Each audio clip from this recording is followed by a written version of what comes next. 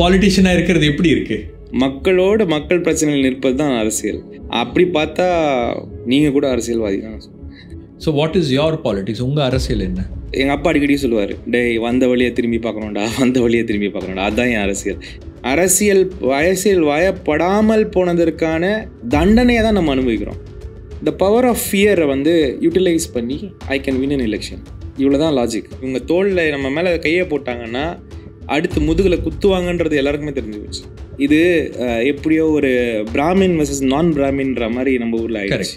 ஆனால் ஜாதி என்பது தான் ஒரிஜினல் கல்பிரேட். நீங்கள் கூட சாப்பிட்லாம், உட்காரலாம், தூங்கலாம், கட்டி அணைச்சிக்கலாம், எல்லாம் ஓகே தான். ஆனால் கல்யாணம் மட்டும் பண்ணி கொடுக்க மாட்டேன். இன்றைக்கி வந்து what is RSS trying to do is trying to bring Muslims as the new Dalits. எப்படி ஃபைட் பண்ண போகிறோம்? நீங்கள் அந்த சாக்கடைக்குள்ளே தானே இருக்கீங்க. அச்சேதின் ஆகே அப்படின்வாரு. அந்த ஒரு ஓட்டை வாங்கிறதுக்கு நான் என்ன வேணால் பண்ணுவேன்னுவாங்க. காலில் விழுவாங்க, பாம்பு மாதிரி நெளிவாங்க, எல்லாமே பண்ணுவாங்க. அந்த அளவுக்கு வீரியமாக எலெக்ஷனை வந்து அப்போசிஷன் இன்னும் ஹேண்டில் பண்ணலைன்றது ஒரு பாயிண்ட். நேருஜியை தான் போட்டு அடின்னு அடிச்சிட்டாங்களே 10 வருஷமா 15 வருஷம். அந்த நேருஜி பண்ண சட்டங்களை தான் இன்னைக்கு எல்லாம் சட்டப்பட்டு உட்காந்துருக்காங்க. நான் 38 பவரும் நான் ரன் பண்ணிட்டு இருந்தேன். நீங்கள் all over the country. EVM மெத்தடில் சிம்பிளான விஷயம். நீங்கள் போகிறீங்க, ஒரு பட்டன் அமுக்குறீங்க, ஒரு லைட் எரியுது, பீப்னு ஒரு சவுண்ட் வருது. ஓட்டு எங்கே போச்சு? மோடிஜிக்கு போயிடுச்சா? நான் சொல்லலை, எங்கே போச்சுன்றது தெரியாதுன்றேன். RSS கடைசி வரைக்கும் இறுதி மூச்சு வரை எதிர்ப்பேன் அப்படின்னு ராகுல் காந்தி மட்டும்தான் பேசுகிறார்.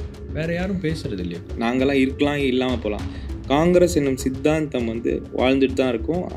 அதை தூக்கி பிடிக்கிறதுக்கு 5 பேர் மறுபடியும் வரதான் செய்வாங்க. தமிழ்நாடே எடுத்துக்கோங்களேன். நிறைய பேர் கேட்பாங்க, பிஜேபி தலைவர் ஏன் இப்படி பேசுகிறாருன்னு.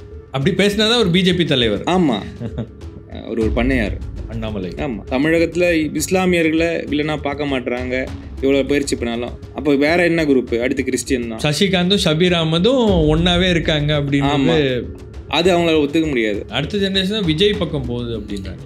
உங்கள் அரசியல் என்னன்னு நீங்கள் கொள்கையை தான் சொல்லணும், பெரியாரை காட்டக்கூடாது.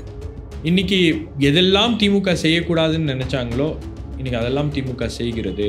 இன்னைக்கு என்னுடைய மக்களுக்கு ரொம்ப தேவையான ஒரு அரசியலாக நான் பார்க்குறேன்.